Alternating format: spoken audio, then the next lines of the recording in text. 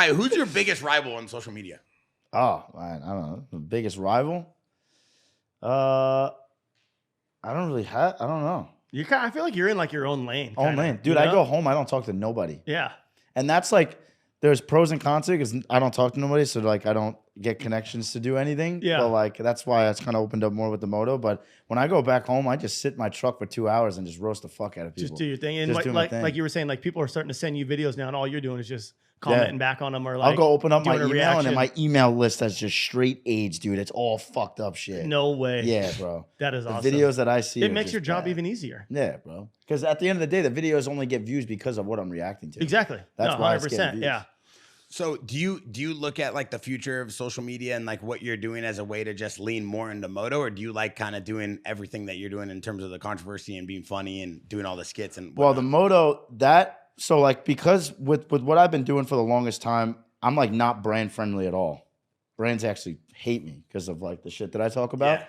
And ever since I got the dirt bike, bro, it's been like I've opened up the craziest new amazing avenue for like me and the brand that I'm like having going, and it's been just like insane because it fits so perfect with moto and what I do. And like I got all these companies that just come at me, they want to do shit and work with me, and I'm like, I'm not used to it because like I'm so used to like people saying like, oh, you're not allowed to say the F word in your videos. Like, we don't allow that. Yeah. Like I had Blue Chew. They sponsored my podcast for the longest time, and they were so fucking strict with everything I did, and their fucking product didn't even work. They could kiss my ass. They gave me a whole fucking script on shit. They didn't even let me say the word fuck. You used the pill to fuck. How does that make any sense?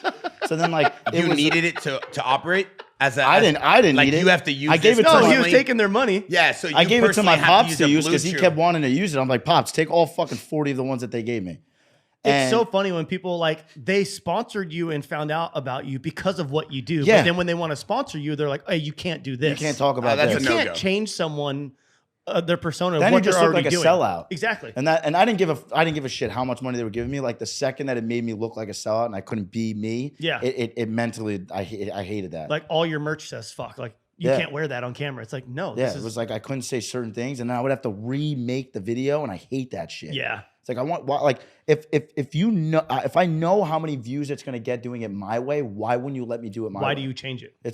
And they would be, nah, we want it this way. I'm like, okay, it's not gonna get any views. Yeah. You're not gonna make any money. And then you post it and you're not stoked. You're like, this is stupid. And it flops and it does bad. And I'm like, oh Told God, I you. could have made this 40 times better if I Yeah. did it my way.